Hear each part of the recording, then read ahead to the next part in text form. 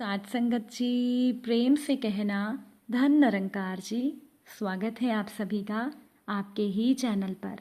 हाजिर हूँ मैं आप सभी के लिए एक दिल को छू लेने वाली साखी लेकर। तो चलिए आज की साखी सुनते हैं। साथ संगत जी, राजीव की एक सड़क दुर्घटना में मौत हो गई। इस खबर के बाद से राजीव का पूरा परिवार सदमे में था। राजीव की माँ का रो रो कर बुरा हाल था और राजीव के पिता प्रकाश जी तो जैसे चुप हो गए थे। उनके मुंह से एक भी शब्द और आंखों से एक भी आंसू नहीं निकल रहा था। उन्हें बेटे के जाने का गहरा सदमा लगा था। राजीव की पत्नी दिव्या का भी रो रो कर बुरा हाल था। बीच बीच में दिव्या को होश आता तो वो पति राजीव को पुकारने लगती, पर जैसे ही उसे राजीव के जाने का आभास होता, रोते रोते दिव्या फिर से बेहोश हो जाती। बहुत ही हृदय विदारक दृश्य था। जितने भी लोग वहां मौजूद थे सभी दुखी थे। किसी को यकीन ही नहीं हो रहा था कि ईश्वर इतना भी कठोर हो सकता है। सभी लोग बातें कर रहे थे कि किसी ने भी प्रकाश जी को कभी ऊंचे स्वर में बात करते हुए भी नहीं सुना। ऐसे व्यक्ति के साथ ईश्वर ऐसा अन्याय कैसे कर सकता है। कुछ लोग कह रहे थे सब पिछले जन्म के कर्मों का परिणाम है। सभी बातें कर रहे थे कि अभी 8 महीने पहले ही इस घर में शहनाइयाँ गूंज रही थी। चारों तरफ खुशियाँ ही खुशियाँ थी और अब चारों तरफ मातम पसरा था। प्रकाश जी के इकलौते बेटे राजीव की एक सड़क दुर्घटना में मौत हो गई। राजीव एक बहुत ही प्यारा और होनहार लड़का था। ज़्यादातर माता पिता अपने बच्चों को राजीव का उदाहरण देते और कहते, अगर बेटा हो तो राजीव जैसा। राजीव कभी माता पिता की एक पुकार पर ही आकर खड़ा हो जाता था। आज वही राजीव बार बार पुकारने पर भी नहीं उठ रहा था। जिसने भी इस दुर्घटना के बारे में सुना उसकी आंखें रो दी। प्रकाश जी और उनकी पत्नी वंदना दोनों का रो रो कर बुरा हाल था। कौन किसे संभालता। जब से दिव्या ने ये खबर सुनी वो बेहोशी में थी।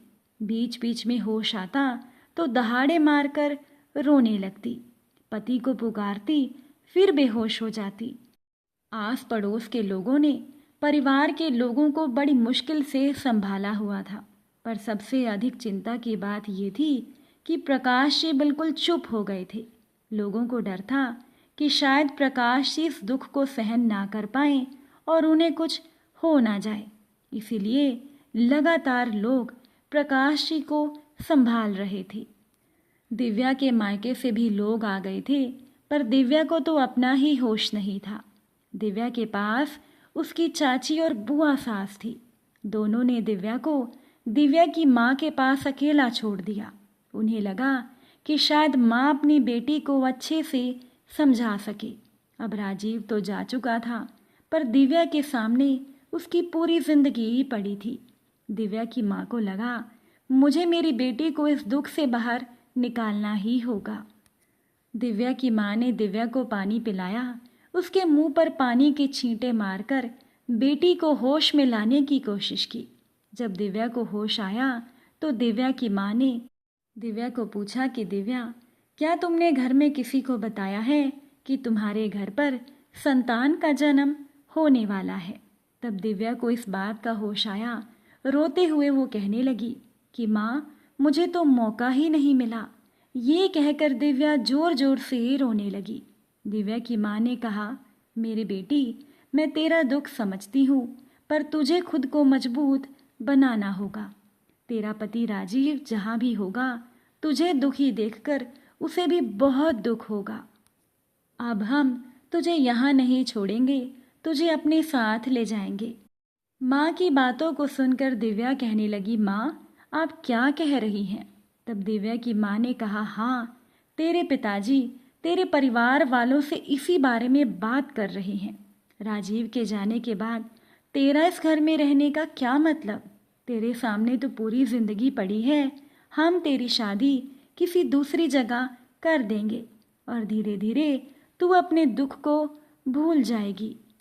दिव्या की माँ ने दिव्या से कहा, सुना है तेरे ससुर जी को अपने बेटे के जाने का गहरा सदमा लगा है। लोग तो कह रहे हैं कि अब तेरे ससुर जी भी ज़्यादा दिन जीवित नहीं रहेंगे। उन्हें कुछ हो इससे पहले मैं तुझे यहाँ से ले जाना चाहती हूँ। माँ की बातें सुनकर दिव्या हैरान थी। वो कहने लगी, माँ तुम ऐसी निष्ठुर कब से हो गई? माँ ने कहा, जब बात अपने बच्चे की जिंदगी पर आती है तो एक माँ कुछ भी कर सकती है। इस समय मुझे केवल तेरे भविष्य के बारे में सोचना है। दिव्या ने कहा, माँ मेरे होने वाले बच्चे का क्या भविष्य होगा? मैं भी तो माँ हूँ, क्या मुझे मेरे बच्चे के बारे में नहीं सोचना चाहिए? साथ ही साथ दिव्या ने अपनी माँ से कहा कि माँ एक बात बताओ, अगर मेरे ससुर जी को पता चल गया कि मेरे घर संतान का जन्म होने वाला है तो क्या मेरे ससुर जी के बचने की कोई उम्मीद है? दिव्या की माँ ने कहा, बेटा मैं यकीन से तो नहीं कह सकती, पर यह बच्चा उन्हें जीवन दान दे सकता है। बेटे के जाने के बाद उनकी जीने की इच्छा मर चुकी है, पर इस नए जीवन के आगमन की खबर उन्हें फिर से जीने का मकसद दे देगी। दिव्या उठी और बोली, ठीक है माँ, फैसला मैंने कर लिया है, अब मैं यहीं रहूंगी, कहीं नहीं जाऊंगी। दिव्या के सामने उसके पिता समान ससुर जी का चेहरा आ गया और वो कहने लगी, अगर यही बच्चा अंतिम उम्मीद है उसके ससुर जी के जीवन को बचाने की, तो वो इस उम्मीद को ख़त्म नहीं होने देगी। क्योंकि दिव्या को याद आया कि कैसे मैं मेरे ससुर जी को भूल जाऊं, उनका वो व्यवहार, उनका वो प्यार जो कभी मुझे मेरे पिता से भी नहीं मिला। वो प्यार उसे यहाँ आकर ससुर जी से मिला। दिव्या ने सोचा, मैं मेरे पिताजी को नहीं खो सकती। ये बच्चा उनके बेटे की आखिरी निशानी है, इसीलिए वो अपने ससुर जी की जान ज़रूर बचाएगी। दिव्या की माँ ने कहा, बेटा इस समय तू भावनाओं में आकर कोई गलत कदम मत उठा। तू नहीं जानती, यहाँ रहना ये फैसला तेरे भविष्य को नष्ट कर देगा। मेरी बात मान, हमारे साथ हमारे घर पर चल। लेकिन दिव्या ने माँ की बात नहीं मानी। वो अपने ससुर जी के पास पहुंची और बोली, आप निराश क्यों होते हैं? राजीव कहीं नहीं गए, वो हमारे साथ है। तब दिव्या की सास ने उसे गले से लगा लिया, कहने लगी, बेटा तू कैसी बातें कर रही है? होश में आ, राजीव हमें छोड़कर जा चुका है। अब दिव्या ने रोते हुए सास को अपने होने वाली संतान के बारे में बताया। ये सुनकर दिव्या की सास वंदना जी ने अपने पति प्रकाश जी से कहा कि सुनिए, हमारा राजीव कहीं नहीं गया, वो लौट आया है। जब ये खबर वहाँ मौजूद सभी लोगों को पता चली तो इस दुख की घड़ी में भी लोग सुकून महसूस करने लगे। दूर खड़ी दिव्या की माँ बेटी के इस फैसले पर बहुत नाराज थी, पर दिव्या खुश थी कि उसके इस फैसले ने 2 जिंदगियां बचा ली। साथ संगत जी, अब आप सभी कमेंट करके बताइएगा कि दिव्या ने अपने ससुराल में रहने का जो फैसला लिया, क्या वो फैसला सही था? अपने विचार, अपनी राय कमेंट द्वारा ज़रूर बताइएगा। साथ ही अच्छी लगी हो वीडियो को लाइक शेयर कीजिएगा। चैनल पर नए हैं तो सब्सक्राइब ज़रूर कीजिएगा। आप सभी से फिर मुलाकात होगी एक नई साखी के साथ। साथ संगत जी, प्यार से कहना, धन निरंकार।